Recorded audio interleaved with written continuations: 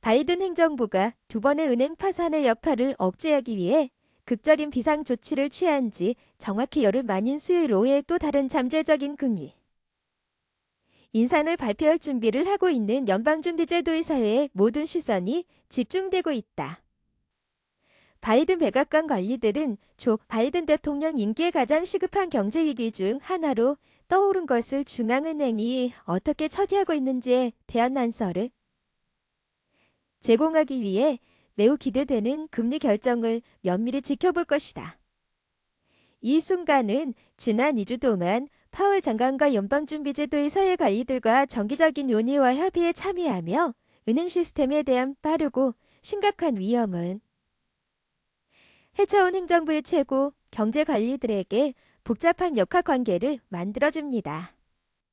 연준의 중심 역할은 미국 은행과 금융 시스템의 안정성을 감독하는 것만이 아니다.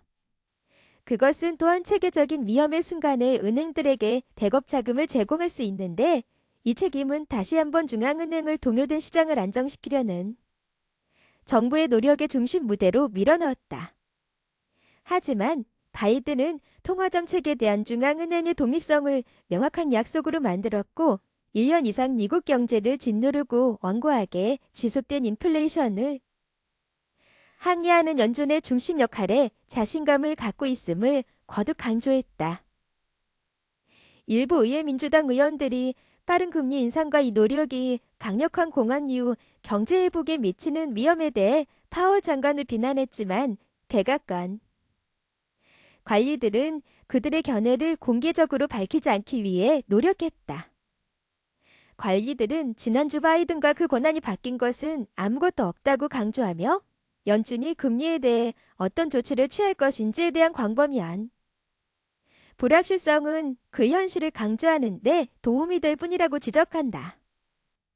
지난 며칠간 뚜렷한 안정 조짐을 보였지만 여전히 시장 참여자들과 예금자들 사이에서 그 변화의 지속성에 대한 불안감에 직면해 있는 은행 시스템으로서는 이례적으로 부적절한 시기에 나온 현실이다. 제닛 옐런 재무장관은 화요일 워싱턴에서 가진 연설에서 우리는 매우 강력하고 탄력적인 은행 시스템을 가지고 있으며 우리 모두는 예금자들의 신뢰를 강화할 필요가 있다고 말했다. 옐런 의장은 연준이 기존 할인 창구와 함께 출범시킨 새로운 긴급 대출 시설이 은행 시스템에 유동성을 공급하기 위한 의도대로 작동하고 있다. 말했다. 다만 실리콘밸리 은행과 시그니처 뱅크가 문을 닫기 전에 분석가들은 연준이 5%포인트 금리 인상을 공개할 것이라는 전망을 널리 해왔다. 그러나 세계 경제에 충격을 주었던 도은행의 갑작스러운 파산 이후 월스트리트 분석가들 사이에서는 중앙은행이 철수할 것이라는 믿음이 커지고 있다. 지난 1년간 연준의 역사적으로 공격적인 금리 인상이 이번 달 금융 혼란의 원인이라는 우려를 완화하기 위해 금리를 25%만 인상했습니다. 그러나 이후 회의까지 금리 인상을 완전히 포기하기로 선택하는 것과 같은 극적인 철회에는 더 깊은 시스템 문제가 있음을 시장에 알리는 자칫 위험을 가져올 것이라는 우려도 있다. 이 연방준비제도 FRB 고위 관리들이 화요일 이틀간의 연방공개시장위원회의 FOMC 첫 회의에서 고심하기 시작한 난세다.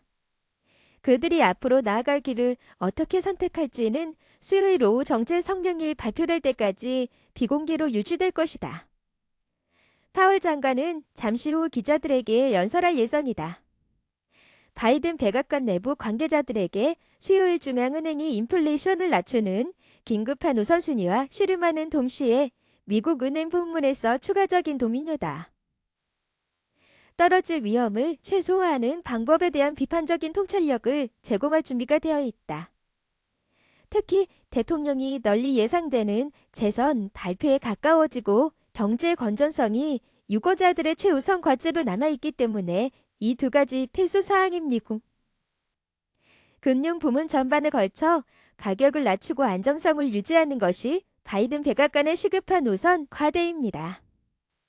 그러나 연준의 결정은 연준 자체에 대한 정치적 압력이 가속화되는 순간에 나올 것이며 특히 파월이 그럴 것이다. 매사추세츠 민주당 상원의원 엘리자베스 워런 상원 은행위원은 파월 장관이 금리 인상과 은행 규제 완화 취지를 이유로 두 가지 주요 업무에서 실패했다며 맹비난했다. 나는 파월 의장의 초기 지명에 반대했지만 그의 재지명에 반대했다. 워런은 MBC 방송의 언론과의 만남에 출연해 그는 규제와 규제를 약화시키기 위해 무엇을 하고 있는지에 대한 그의 견해 때문에 반대했지만 나는 그가 자신의 일이자 인플레이션과 관련된 이 큰 은행들의 감독 관리자로서 두 가지 일 모두에서 실패하고 있다고 생각한다고 말했다.